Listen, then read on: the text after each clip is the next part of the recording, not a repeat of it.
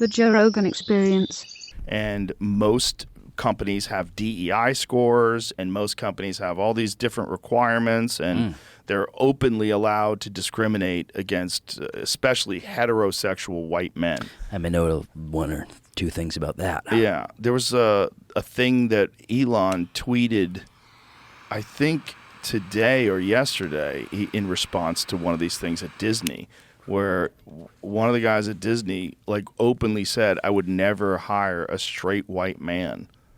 Like, what? I have that on tape. You know, I have a lawsuit. Well, that's why I'm bringing this up. Yeah. I mean, so you and I talked about it in the green room, and tell your story. Like, tell what happened and how this shit fest. Yeah. It's quite a long story. I mean, when I started comedy I've been doing it 20 years. So I've been on TV shows, guest stars, co-stars.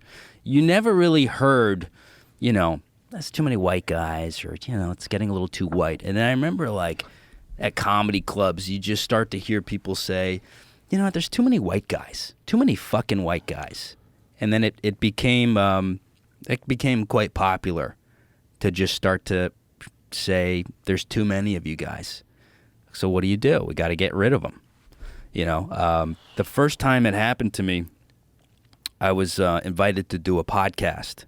So a woman, she was a lesbian. She wanted me to come on and tell the story of being raised by gay men. She goes, I think this will be good to bridge our two fan bases so people can hear it from a straight guy's point of view of what it's like to kind of grow up around, I grew up in gay bars and piano bars and drag shows, and I'm kind of the long-term study for what it does to you. It fucks you up. I started to think maybe I'm gay, maybe I'm, I tried in college, actually. I was going home to visit my family. I tried kissing a guy just because I felt like I needed to fit in. Whoa. This shit really... How'd that go? He was like, get the fuck away from me. I remember I was in the car and just going like, fuck, maybe I'm gay. My dad's gay. I got a gay brother. One of my dad's brothers is gay. I think my grandfather... It's shit's genetic.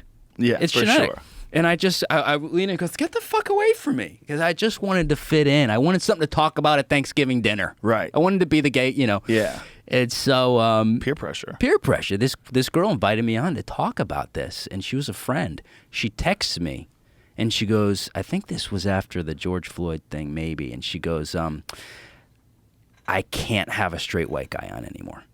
And I remember just going like, what the fuck? You can't have me on just because my skin color? What changed? It was during the BLM stuff. That stuff really ramped up. It became kind of, I think, celebratory to go, fuck white people, fucking white women, white, Right. I think it became normalized. Way too any amount is too much, but it became celebrated in a way. And so that happened, and then it happened in another podcast. And then I had an acting agent who... Whenever I would do stand, I used to host Mark Norman's show, Hot Soup, and all the agents would come, and every couple months, someone would go, "Why aren't you on SNL? We got to get you in Hollywood." And I'd go, "Well, sure, sign me, send me. You need auditions." And so this guy saw him, and he brought me in. It was the biggest agency at the time, Abrams, it was called, and I'm waiting around, going, "What's going on? No auditions? Is SNL coming to check me out?" And he emails and he goes, "It's too tough out there for white guys." He kind of was like, "We're done here." The next day, fires me, removes me. Right? Well, no, the next day. It was soon after, removed me from the roster. I got an email. Some more time went by, and then another manager scouted me, brought me in. It was called AGI Entertainment, I think. And he goes, "Dude, you're a killer." He goes, "You got an acting resume?" He goes, "We're going to get you on Curb Your Enthusiasm." And I was like, okay, maybe this is finally somebody who's got the balls to fight this shit. Months go by. He calls me and he goes, "We hit a snag." He said, we can't have any more white guys, or we're not hiring white guys. We're not representing white guys." And I just was like, what the fuck is going on? How could you say that? And I go, "Is it company policy?" And he goes, "Yeah." So halfway through the conversation, I take my phone out, because this happened so many times. I was losing my fucking mind. My therapist goes, dude, you got to start recording this. You have to record this stuff because it was happening every month. I got a commercial campaign. They go, you've been replaced with a black woman. He goes, you're the guy for the job. It was like a hosting thing where you got to do impressions. I was perfect for it. They replaced me. So I started, being prepared. And I recorded it. And I got it on tape. And I just... What did you get on tape? What did he say? I got him literally saying, we will not represent white men, and it's company policy. He said it in plain... It couldn't be any more clear. Wow. He said, we cannot work with you just because your skin color. And where were you when you recorded this? Were you in New York? Yeah, I was in New York, so you're allowed to do it. That in You're allowed New to do it. Yeah. I didn't even know that. Do you have to tell them that you're recording? No? No. Wow. No, I was sitting at my I did like a little, because I couldn't work because of the vaccine stuff, so I was just locked in my room for 2 years making Instagram videos. I mean, I went from 0 to over 1 million followers just from... I was doing Fauci every day, doing cameos, going on the radio as Fauci. Wow. And it was just bizarre. But it fucked me up because it's so confusing to have someone go, you are the man for the job. I had a great resume. I mean, I was being considered for big Hollywood roles. I was brought in for Sneaky Pete, Giovanni Ribisi. I was up for that role and making my own films. It fucked me up. I got really depressed.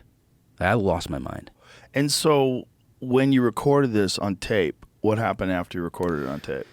After that, I was too afraid because when I would tell people about this, they would go, well, whatever. White guys have had it good. And I'm going, I just fucking got here. But isn't that one of the things that someone said to you? Like, white guys have had a good run?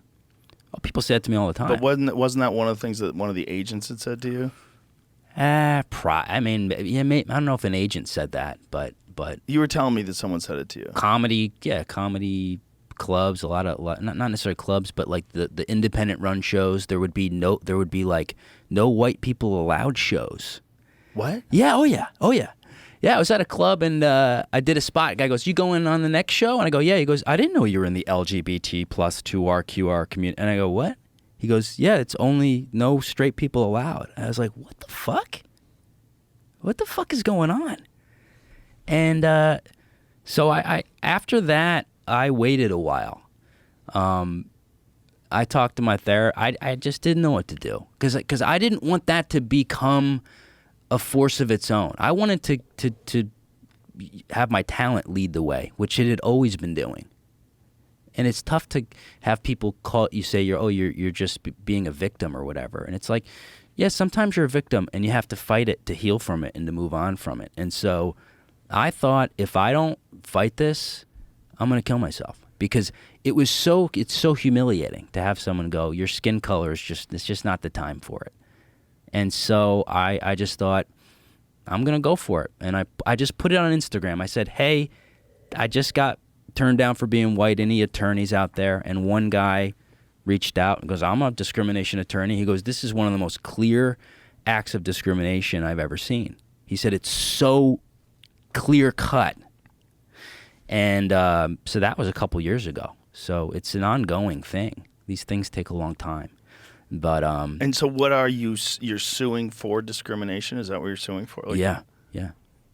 Every race is protected under the civil rights laws. There's no. Isn't that crazy though, that they would think they're so encaptured by this fucking mind virus that they would think it's okay to be racist to white people? Not only okay, but like celebratory. Yeah. Wild. Yeah, and I don't let people fucking do that to me. People think I'm just this nice little... I'm a fucking animal. When you grow up in a crazy environment and you survive it, man, it's like, fucking come at me. And I just said, it's a hill I'll die on. I don't care. I was like, this is war. We are in a full-blown culture war. And I would give up everything for it. Because I also owe it to, people that can't fight for themselves. I had this 10-year period where this shit wasn't going on. I built up my acting chops, my comedy chops, with nobody saying, you can't do that, you can't say that. And so I had this kind of, this energy. I go, I have to, no one's going to do it for you, I saw Jordan Peterson, fight for that Bill C-16 thing. Yeah. And I go, holy shit! Watching it's worth watching the congressional hearing in Canada, where he's explaining you can't compel speech. You can't tell somebody you have to say my pronouns or you go to jail. He's like, this is gonna get out of fucking control. Everything he said came true. Yeah, I had him on at the beginning of that stuff, and I remember people saying to me, like, why do you care about what happens? These obscure moments that happen in these universities. Mm-hmm. And I had Brett Weinstein on after the Evergreen College thing, same kind of thing. And I was saying, like, do you know these people are going to graduate? Do you understand what this is the future? Yeah. Like these attitudes that are these kids are being indoctrinated into, these mindsets, they're going to expand and they're going to be involved in the workplace and they're going to be involved in politics and culture. Like this mind virus is going to go everywhere. And you got to say what it is. You got to call it out when you see it. That this is kind of crazy. And obviously, all these years later, I mean, this was like 2016, I guess. Yeah. So here we are. Well, he's part of the reason I pursued this, Jordan, because he's like, you have to tell the truth. That's it. Tell the truth. Or tell the truth, or at least don't lie. It's like you can't bloody compel my speech. That's pretty good. Clean your damn room. It's like finger a cat, rescue your father from the bell. It's like, it's like, How'd you develop that one? That's a good one. You know why? Because I was in a little emasculated little he/him living in New York. And I would sit in my room and watch his lectures with my fucking head would explode. I go, holy, this is all the shit that I think and feel, but I haven't been able to articulate. He's a brilliant guy. And my life changed forever. Once I heard him say that, tell the truth, at least don't lie. And my life has changed